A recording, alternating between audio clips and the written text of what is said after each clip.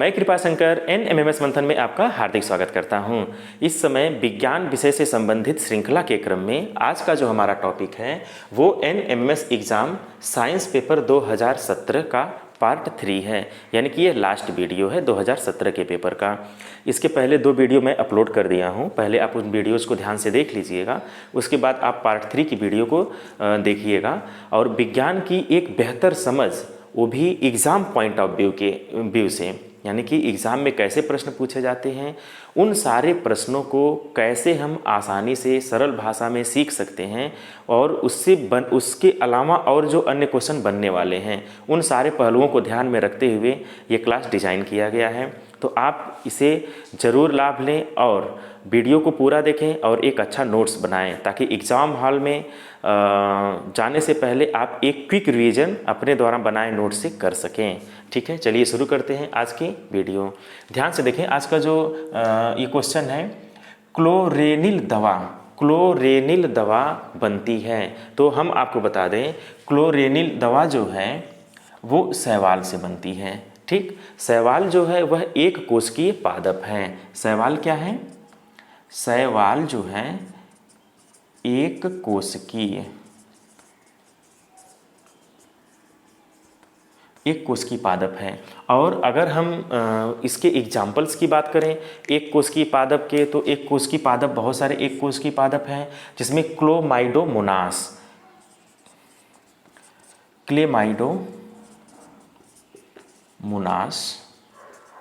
यह एक कोशिकीय पादप है। ठीक है, क्लोरेनिल दवा जिससे बनती है वो क्लोरेला नामक पादप से बनती है। क्लोरेला नामक एक कोशिकीय पादप से क्लोरेनिल दवा बनती है। तो काफ़ी इम्पॉर्टेंट है, एग्ज़ाम में या तो क्लोरेनिल दवा से संबंधित प्रश्न पूछ देता है, ये क्या है, ये शैवाल है, या तो दे देता है कि निम्न में कौन से शैवाल हैं, तो इसमें से क्लेमाइडोमोनास दे देगा। ठीक है, 3 ऑप्शन अन्य कर देगा, या तो क्लोरेला दे देगा, 3 अदर ऑप्शन दे देगा, तो आपको ढूंढना रहेगा। एक डायटम्स है, क्या है?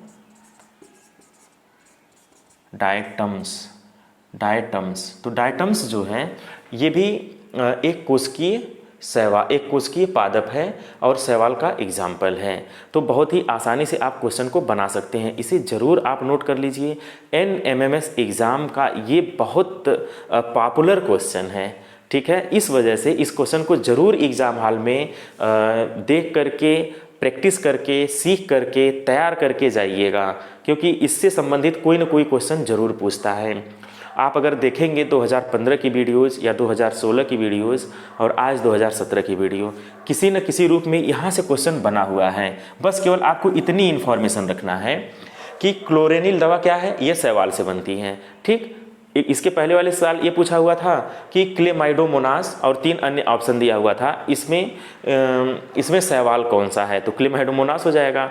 या फिर एक साल ये दिया था कि ये तीनों क्वेश्चन दिया हुआ था और चौथा ऑप्शन में था इसमें इनमें से कोई नहीं, उपयुक्त सभी, चौथा ऑप्शन था उपयुक्त सभी। तो ऐसे समय में उपयुक्त सभी जो है एक कोशिकीय पादप हो जाएगा। तो बहुत ही आसान है, आप चाहें तो इसे अच्छे से तैयार कर सकते हैं। क्लेमाइडोमोनास, क्लोरेला और डायटम्स, तो इस तरह से आप इसे बहुत आसानी से याद रख सकते हैं।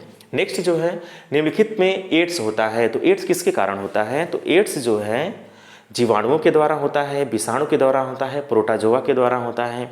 मैं एक वीडियो जीवाणु से होने वाले रोग की अपलोड कर दिया है, आप उस वीडियो को ज़रूर देख लीजिएगा कि जीवाणु से होने वाले रोग कौन कौन से हैं। अगर आपको ये पता चल जाए कि जीवाणु से होने वाले रोग कौन कौन से हैं, ठीक है, तो एक हद तक आप एक चीज़ तो श्योर हो जाएंगे, उस लिस्ट में एड्स नहीं था तो वो जीवाणु से तो नहीं होने वाला रोग था। ठीक, अब आता है विषाणु या प्रोटोजोआ, तो ये जो है ये वायरस होता है। एड्स क्या होता है? वायरस, यानी कि विषाणु से होने वाला रोग है। एक वीडियो मैं वायरस से होने वाले रोग की अपलोड करने वाला हूँ, बहुत जल्द मैं इस वीडियो को अपलोड कर दूँगा, तो आप वहाँ से देख लीजिएगा कि विषाणुओं से होने वाले रोग कौन कौन से हैं, प्रोटोजोआ से होने वाला रोग कौन कौन सा है, तो इसके लिए भी मैं एक वीडियो अपलोड कर दूंगा अलग से। तो जितने भी रोग इससे होंगे आप वहाँ से सीख जाएंगे।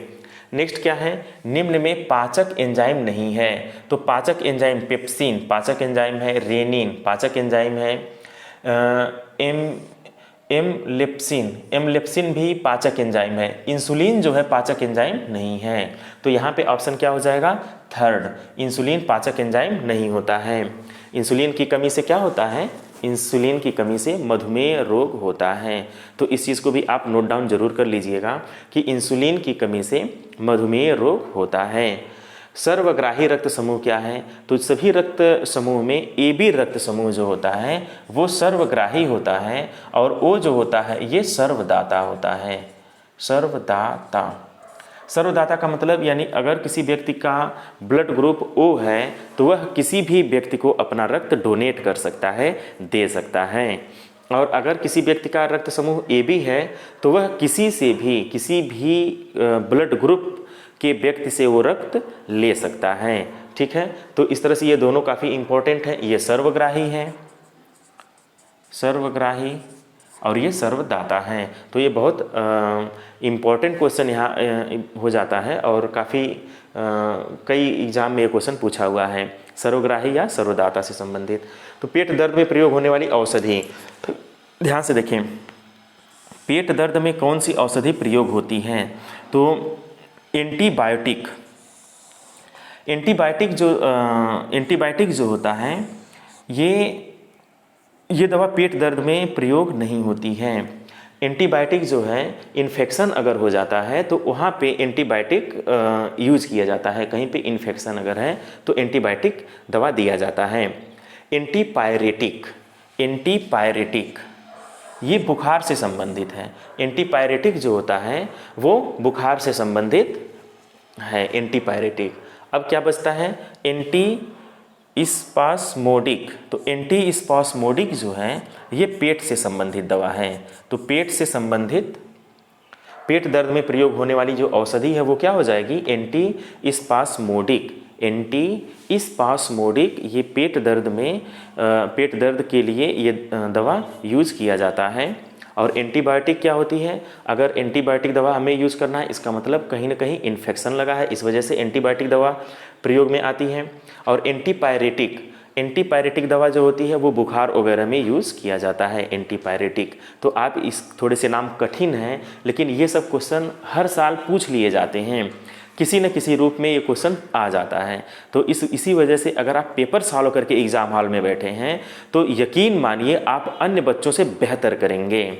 ठीक है, पल्मोनरी सिरा खुलती है। अब आप ध्यान से देखिए, ये क्वेश्चन पिछले इस साल भी पूछा हुआ था। पल्मोनरी सिरा खुलती है, तो पल्मोनरी सिरा क्या होती है? पल्मोनरी सिरा जो है ये बाएं आलिंद में खुलती है। पल्मोनरी सिरा में शुद्ध रक्त यानी कि ऑक्सीजनेटेड ब्लड जो होता है वो प्रवाहित होता है। और ये कहाँ खुलती है? पल्मोनरी सिरा बाएं आलिंद में खुलती है। इसके पहले मैं इसका एक डायग्राम भी बना करके दिखाया था कि ऑक्सीजनेटेड ब्लड कैसे जाता है और डीऑक्सीजनेटेड ब्लड कैसे वापस आता है। तो कोई भी ध्यान से देखें, सिरा होता है और धमनी होती है। तो धमनी में हमेशा शुद्ध रक्त बहता है और सिरा में हमेशा अशुद्ध रक्त बहता है। लेकिन पल्मोनरी सिरा इसका क्या है? अपवाद है। पल्मोनरी सिरा में शुद्ध रक्त प्रवाहित होता है। पहली चीज़ तो ये भी क्वेश्चन पूछा जा सकता है कि पल्मोनरी सिरा में कैसा रक्त बहता है? Oxygenated blood. ऑक्सीजनेटेड ब्लड मतलब शुद्ध रक्त। शुद्ध रक्त जो होता है पल्मोनरी सिरा में बहता है, और पल्मोनरी धमनी में अशुद्ध रक्त बहता है। पल्मोनरी धमनी कहाँ खुलती है? वो दाएं आलिंद में खुलती है। तो इस तरह से जो है क्वेश्चन घुमा करके पूछा जा सकता है, आप बहुत आसानी से आंसर कर लेंगे। और अगर आप इस वीडियो को देख लेंगे तो आपको चीज़ें बिल्कुल समझ में आ जाएगी। तो पल्मोनरी सिरा बाएं आलिंद में खुलेगी, और पल्मोनरी अगर धमनी की बात करेंगे तो वो दाएं आलिंद में खुलती है। और ये अपवाद होता है, सिरा में हमेशा अशुद्ध रक्त होता है और धमनी में हमेशा शुद्ध रक्त बहता है। लेकिन पल्मोनरी सिरा या पल्मोनरी धमनी में ये अपवाद होगा, यानी कि उल्टा हो जाएगा। बस इतना सा है, केवल बहुत आसान है। आप इसे चाहें तो बहुत अच्छे से एक बार दो बार इस वीडियो को बैक करके देखेंगे तो आपको चीज़ें समझ में आ जाएंगी। रुधिर का थक्का जमने में कौन सहायक है? ये देखिए, ये भी क्वेश्चन पूछा हुआ क्वेश्चन था कि रुधिर का थक्का जमने में कौन सा सहायक है? लाल रुधिर कणिका, श्वेत रुधिर कणिका या प्लेटलेट्स? तो रुधिर का थक्का जमने में प्लेटलेट्स सहायक होता है। इसके लिए हम विटामिन्स की एक वीडियो बनाए थे, जिसमें विटामिन के में मैं आपको बताया था कि प्लेटलेट्स भी जिम्मेदार होता है रुधिर का थक्का बनने के लिए। और विटामिन के, अगर ऑप्शन में विटामिन के है तो आप ऑप्शन में विटामिन के को आप आंसर करेंगे, ऑप्शन में अगर प्लेटलेट्स है तो आप प्लेटलेट्स को आंसर करेंगे। तो प्लेटलेट्स लाल रुधिर कणिका, श्वेत रुधिर कणिका और प्लेटलेट्स के साथ आएगा। और विटामिन में अगर पूछेगा तो ए, बी, सी और के रूप में आएगा, तो के ऑप्शन को सही करना है। तो रुधिर का थक्का जमने में सहायक विटामिन पूछेगा तो के, और रक्त कणिका पूछेगा तो प्लेटलेट्स। प्रत्येक जबड़ों में कृदंत दांतों की संख्या कितनी होती है? तो प्रत्येक जबड़ों में कृदंत दांतों की संख्या 4 होती है, 1, 2 ऊपर और 2 नीचे। तो ये कृदंत दांत होते हैं। तो कुल कितनी संख्या होती है? 4 होती हैं। तो प्रत्येक जबड़ों में कृदंत दांतों की संख्या की अगर बात कहेगा तो कृदंत दांत 4 होते हैं। तो इस तरह से जो है 2017 का जो पेपर है पूरा मैं आपको विधिवत एक एक प्रश्न को आधार बना करके उससे संबंधित जितने भी प्रश्न बन सकते थे उन सारे प्रश्नों का विधिवत अध्ययन और एनालिसिस हम लोगों ने कर लिया है। तो इस तरह से ये समाप्त होता है 2017 का पेपर। नेक्स्ट वीडियो जब हम अपलोड करेंगे तो वो 2018 से संबंधित होगा, उसके बाद 19, 20, 21, 22। तो इस तरह से ये ख़त्म हो जाएगा और इसी के साथ पूरे साइंस का एक अच्छा नोट्स आपके पास हो जाएगा और उस नोट्स के मदद से आप कम समय में बेहतर तैयारी कर सकते हैं। तो आपको किसी अन्य प्लेटफॉर्म में जाने की ज़रूरत नहीं है, अभी भी हम लोग के पास पर्याप्त समय है। इतने समय में हम लोग चाहें तो बहुत ही बेहतर किया जा सकता है एग्ज़ाम हॉल में। तो उसके लिए क्या करना होगा, आप पहले नोट्स अच्छा बना लीजिए और उसी नोट्स को आप तैयार करिए। वो नोट्स आप कम समय में तैयार कर लेंगे। चूँकि एक एक क्वेश्चन को मैं डिस्कस कर दे रहा हूँ तो वो आपके माइंड में हमेशा हिट करता रहेगा और एग्ज़ाम हॉल में आप क्वेश्चन जरूर सही करके आएंगे, आप गलत करेंगे ही नहीं। इस वजह से आप वीडियो को ज़रूर देखा करिए और वीडियो को सब्सक्राइब भी कर दीजिए। अगर आप वीडियो चैनल पे नए हैं तो आप चैनल को सब्सक्राइब कर दीजिएगा, वीडियो को लाइक करिए और बेल आइकन को इसलिए प्रेस कर दीजिए कि ताकि हमारा इस तरह का जितने भी नोटिफिकेशन हो आपको आसानी से प्राप्त होता रहे। Okay, thank you.